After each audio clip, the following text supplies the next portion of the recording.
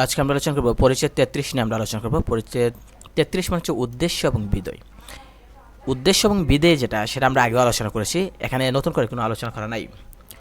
মানে কি, আমরা যদি খেয়াল করে দেখি এখানে যে বাক্যকে উদ্দেশ্য এবং বিধেয় এই দুই ভাগে ভাগ করা যায়, যেটা আমরা বিগত 2-3 ভিডিও আগে আমরা আলোচনা করেছি। বাক্যে যাকে উদ্দেশ্য করে কিছু বলা হয় তাকে বলা হয় উদ্দেশ্য বলা হয়। তাহলে পরীক্ষা আসতে পারে যে বাক্যে যাকে উদ্দেশ্য করে কিছু বলা হয় তাকে কি বলে? উদ্দেশ্য বলে। যেমন দেখেন সুমন বল খেলে, এখানে দেখেন সুমন কিন্তু সাবজেক্ট, ঠিক না? একটা সেন্টেন্সের সাবজেক্টও থাকবে সুমন বল খেলে। তাহলে এই বাক্যে সুমনকে উদ্দেশ্য করে কিছু বলা হয়েছে, তাই সুমন হচ্ছে কি আপনার যে উদ্দেশ্য। আর বল খেলে যে বাকি অংশ আছে এটা বলে বাক্যের উদ্দেশ্যের সম্পর্কে যা বলা হয় সেটা বিধেয়। মানে এখানে যে বল খেলে সেটা হচ্ছে বিধেয় বলা হয়। এক কথায় যদি আমি উত্তর দিই, এক কথায় আমি যদি বলি আই প্লে ফুটবল, মনে করেন আমি বললাম যে আই প্লে ফুটবল বললাম, তাহলে এই যে আই প্লে ফুটবল যে বললাম এখানে এখানে সাবজেক্টকে, সাবজেক্ট তো আই, এই আইকে বলা হয় উদ্দেশ্য বলা হয়। আর সাবজেক্ট ছাড়া বাকি যতটুকু অংশ আছে সেটা ভার্ব হোক বাকি অংশ হোক যাই হোক পুরাটাকে বলা হয় বিধেয় বলা হয়। তাহলে এক কথায় যদি আমরা উত্তর দিই, তাহলে কোনো একটা সেন্টেন্সে যদি সাবজেক্ট থাকে এই সাবজেক্ট হচ্ছে উদ্দেশ্য, আর সাবজেক্ট ছাড়া বাকি যাই থাকুক না কেন পুরাটাই বিধেয়। যেমন দেখেন বাক্য দীর্ঘতর হলে উদ্দেশ্য এবং বিধেয় অংশের সঙ্গে নানা ধরনের শব্দ বা যুক্ত বর্ণ যুক্ত বিভিন্ন ধরনের বর্গ যুক্ত হয়। অর্থাৎ যদি বাক্যকে যদি আমরা লম্বা করি, অনেক বড় সেন্টেন্স লিখি আমরা, তাহলে সাবজেক্ট এবং বাকি অংশের সাথেও বিভিন্ন অংশ মনে করেন শব্দ বর্গ বিভিন্ন ধরনের যুক্ত হতে পারে। উদ্দেশ্য ও বিধেয়কে এইসব শব্দ ও বর্গ প্রসারিত করে বলে এগুলোকে প্রসারক বলা হয়। অর্থাৎ অনেকে দেখা যায় বলে আই প্লে ফুটবল, আবার অনেকে বলবো I play football in the morning, আবার বলবো I play football in the morning in my school playground. আমি আরও বড় করলাম। তাহলে এইভাবে যে আমরা বড় করতেছি সেন্টেন্সটাকে, প্রথমে বলছিলাম যে আই প্লে আমি খেলি, তারপর বললাম আই প্লে ফুটবল আমি ফুটবল খেলি, আরও বড় করলাম যে I play football in the morning আমি সকালবেলা ফুটবল খেলি, আমি আরও বড় করলাম যে I play football in the morning with my friend আমার বন্ধুর সাথে খেলি।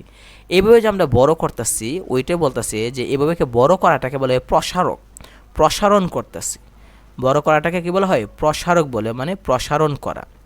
তাহলে বলতেছে যে উদ্দেশ্য এবং বিধেয় যদি ছোট হয় তাহলে এটাকে যদি আমরা বড় করতে চাই বিভিন্ন ধরনের শব্দ দ্বারা বর্গ দ্বারা এটাকে বড় করতে পারি।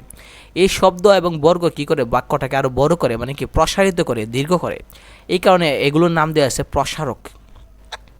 তো এছাড়া বিধেয় ক্রিয়ার বিশেষ্য অংশকে বলা হয় পূরক।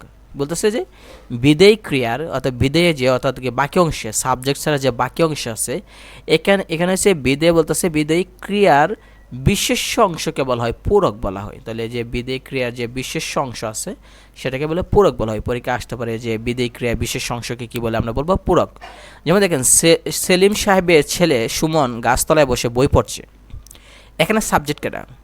এখানে কিন্তু সাবজেক্ট হচ্ছে সুমন, কারণ সুমন গাছতলায় বসে বই পড়তেছে, তাই সাবজেক্ট হচ্ছে সুমন। আর যে বাকি অংশ আছে যে গাছতলায় বসে বই পড়তেছে এটা হচ্ছে কি বাকি অংশ। তাহলে এখানে বসালাম যে সেলিম সাহেবের ছেলে বসালাম, এটা কি? এটাকে আমরা বাক্যটাকে বড় করলাম, তাই এটাকে বলা হয় প্রসারক। আমরা তো বলতে পারতাম যে সুমন গাছতলায় বসে বই পড়ছে, কিন্তু আমরা বড় করে বললাম যে সেলিম সাহেবের ছেলে সুমন গাছতলায় বসে বই পড়ছে। তাহলে যে বাক্যটাকে বড় করলাম সেলিম সাহেবের ছেলে বলে, এটা হচ্ছে প্রসারক। কেন? কারণ বাক্যটাকে বড় করছে, প্রসারণ করছে। অন্যদিকে দেখেন যে বিধেয় অংশ সুমন তো হচ্ছে আপনার উদ্দেশ্য, আর এই গাছতলা বসে বই পড়ে যে বাকি অংশটা এটাকে কি বলে? বিধেয় বলে। এটার মধ্যে দেখেন যে পড়ছে বিধেয় ক্রিয়া, তাহলে এখানে যে পড়ছে যেটা এটাকে কি বলে? এটা ভার্ব, মানে কি এটা ক্রিয়া। আর কি বললাম যে গাছতলায় বসে, তাহলে এটা হচ্ছে মানে বিধেয়ের প্রসারক, তাই বই হলো বিধেয়ের পূরক। তাহলে আমরা বলতে পারি এখানে খেয়াল করে দেখেন, একটু খেয়াল করলে আমরা সহজে বুঝতে পারবো বিষয়টা কি।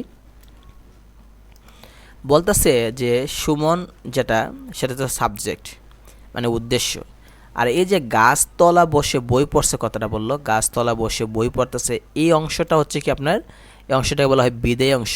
এটার মধ্যে কি আছে? ভার্ব আছে। ভার্ব কি? পড়ছে, এটাকে বলা হয় বিধেয়ের ক্রিয়া মানে ভার্ব। আবার গাছতলায় বসে, তাই এই যে গাছতলাটা লাগাইলাম সেটা বলে কি মানে সেন্টেন্সটাকে বড় করলাম, তাই এটাকে বলা হয় বিধেয়ের প্রসারক বলা হয়। কিন্তু বই কি হয়েছে? বই হলো বিধেয়ের পূরক, কেন? গাছতলায় পড়ছে, কি পড়তেছে? বই। এই যে অবজেক্টটা, এই অবজেক্টটাকে বলা হয় পূরক, অবজেক্টটাকে বলা হয় বিধেয়ের পূরক বলা হয়, এটা এখানে বলতেছে। তবে উদ্দেশ্য এবং বিধেয়ের এই অবস্থান বদলে যেতে পারে। যেমন দেখেন, চিনি বা শর্করা এইসব মিলিয়ে তৈরি হয়। এই বাক্যকে এভাবেও আমরা লিখতে পারতাম যে এইসব মিলিয়ে তৈরি হয় চিনি বা শর্করা। তাহলে উল্টা বলছি আমরা যে চিনি বা কি বললাম আমরা, যে বললাম যে চিনি বা শর্করা এইসব মিলিয়ে তৈরি হয়। তাহলে এইসব কথাটা পরে দিলাম। আর এখানে বললাম যে এইসব মিলিয়ে এই কথাটা আগে দিলাম, তৈরি হয় চিনি বা শর্করা। তাহলে চিনি বা শর্করাটা কি নিলাম, শেষে নিয়ে নিলাম। তাতেও তো সেন্টেন্স হইতেছে। এটা বলতেছে যে উপরে প্রথম বাক্যে উদ্দেশ্য মানে সাবজেক্ট হচ্ছে চিনি বা শর্করা প্রথমে বসছে। এখানে বোঝাতে চাইতেছে যে এইসব বাক্যে সাবজেক্টকে আমরা প্রথমে বসাতে পারি, যেমন চিনি এবং শর্করা প্রথমে বসেছি। আবার সাবজেক্টকে শেষেও বসাতে পারি, যেখানে চিনি এবং শর্করা শেষে বসাইছি। এটা বলতেছে উপরে প্রথম বাক্যে চিনি বা শর্করা প্রথমে বসেছে, আর বিধেয়ক প্রসারক এসব মিলিয়ে মাঝখানে বসেছে, আর ক্রিয়া বসেছে শেষে। অন্যদিকে দ্বিতীয় বাক্যে আমরা বলতেছি যে চিনি বা শর্করা মানে উদ্দেশ্য যেটা শেষে বসেছে, বিধেয় বসেছে কি বিধেয় প্রসারক যেমন এইসব মিলিয়ে প্রথমে বসাই দিছি, আর ক্রিয়াটা মাঝখানে বসেছে, অর্থাৎ এলোমেলো বসাইছে। সহজ কথা বোঝালে যে সাবজেক্ট আমরা প্রথমে নিতে পারি, শেষও নিতে পারি, বারবার আমরা শেষও নিতে পারি, মাঝখানেও নিতে পারি, এটাই বলতেছে। তারপর দেখেন এখানে বলতেছে যে সাধারণত উদ্দেশ্যের পূর্বে উদ্দেশ্যের প্রসারক বসে, অর্থাৎ সাবজেক্টের আগে সাবজেক্টকে বড় করার যে শব্দ আছে এই শব্দগুলো বসে। অর্থাৎ সাবজেক্টকে বড় করার আগে সাবজেক্টের যে প্রসারক আছে সেটা বসে। যেমন আমরা যদি খেয়াল করে দেখি, ওই যে উপরে বাক্য একটা বলেছিলাম যে সেলিম সাহেবের ছেলে বলছিলাম, এই যে সুমন কিন্তু হচ্ছে আপনার কি উদ্দেশ্য। তাহলে উদ্দেশ্যকে বড় করতে গিয়ে আমরা বসেছি কি সেলিম সাহেবের ছেলে। তাহলে এই যে সেলিম সাহেবের ছেলে, এটা কার প্রসারক? এটা হচ্ছে সুমনের প্রসারক, মানে কি উদ্দেশ্যের প্রসারক। কারণ সুমন যে কে সেটাকে আমরা বড় করছি যে সেলিম সাহেবের ছেলে, ঠিক আছে। তাহলে সেলিম সাহেবের ছেলে যেটা, এটা সুমনকে আমরা মানে বোঝানোর জন্য বা সুমনের পরিচয় আমরা দিছি, অর্থাৎ উদ্দেশ্যের পরিচয় দিছি যে সুমনকে সেলিম সাহেবের ছেলে। তাহলে এই যে সেলিম সাহেবের ছেলে যেটা, এটা যেটা আমরা প্রসারক বসেছি, এটা কার জন্য বসেছি? উদ্দেশ্যের জন্য। কারণ সুমনকে আমরা ব্যাখ্যা করার জন্য যে সুমনটা কে, ওইটা এখানে বলছে যে সাধারণত কি বলছে এখানে, যে এখানে বলা হয়েছে যে সাধারণত উদ্দেশ্য মানে উদ্দেশ্যের পূর্বে উদ্দেশ্যের প্রসারক বসবে, আর বিধেয়ের পূর্বে বিধেয়ের প্রসারক বসবে। তবে বিধেয়ের স্থানে ও কাল সংক্রান্ত প্রসারক উদ্দেশ্যের পূর্বে বসতে পারে। তবে বলতেছে যে ব্যতিক্রম হতে পারে, যে অনেক সময় দেখা যাবে জায়গা অথবা সময় উদ্দেশ্যের আগেও বসতে পারে। যেমন দেখেন 1952 সালে, এই যে সালটা যেটা, এটা কি সময়টা আগে বসছে, সাবজেক্ট আগে। ঢাকা রাজপথে, এটাও দেখেন আগে বসছে, মানে কি সাবজেক্টের আগে বসতে পারে। ওইটা বলছে যে বাঙালি জাতীয় অহংকার রফিক সালাম বরকত জব্বার মাতৃভাষার জন্য জীবন উৎসর্গ করেছেন। তো এই বাক্যে উদ্দেশ্য মানে সাবজেক্ট হচ্ছে কিন্তু রফিক সালাম বরকত জব্বার, এগুলো হচ্ছে সাবজেক্ট। তাহলে এর আগে আমরা কি বসেছি? এর আগে সাল বসেছি 1952 সাল। এর আগে আমরা কি বসেছি? ঢাকার রাজপথ বসেছি। তাহলে জায়গাও বসেছি, সময় বুঝেছি, এটা বলতেছে। তো উদ্দেশ্যকে আমরা মানে প্রসার হিসেবে আমরা বাঙালি জাতির অহংকার এটা বসেছি। আর বিদেয় অংশে আমরা কি বসেছি? জীবন উৎসর্গ করেছিল। তাহলে উৎসর্গ করেছিল যেটা, এখানে আমরা যে জীবন যেটা, এটা হচ্ছে পূরক বলা হয়, কারণ এটা বার্বের সাথে সম্পর্ক। যে উৎসর্গ করেছিল, কি উৎসর্গ করেছিল? জীবন। তাহলে অবজেক্টকে বলা হয় পূরক। কোনো একটা সেন্টেন্সে অবজেক্ট মানে কর্মকে বলা হয় পূরক বলা হয়। একইভাবে দেখেন এখানে দেয়া আছে, আমরা যদি খেয়াল করে দেখি, এই জায়গায় দেয়া আছে অন্যদিকে 1952 সালে ঢাকা রাজপথে মাতৃভাষার জন্য এই তিনটে অংশ হচ্ছে কি বিধেয়ের প্রসারক বলা হয়। কারণ আমরা জানি এটা হচ্ছে কি বাকি অংশ, ঠিক না? যে ঢাকা 1952 সাল, ঢাকা রাজপথ, মাতৃভাষার জন্য এই তিনটে অংশ হলো কি বিধেয়ের প্রসারক। কেন বিধেয়ের প্রসারক?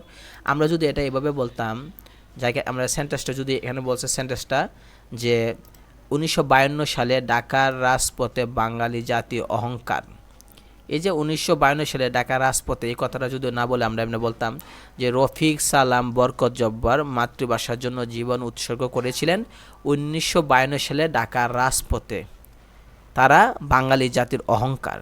তাহলে দেখা গেল কি, এই যে 1952 সাল ঢাকা রাজপথে, এটা সেন্টেন্সের শেষে বসেছে। তাহলে এটা কি বিধেয়ের অংশ মানে বিধেয়ের প্রসারক, ওইটা বলতেছে।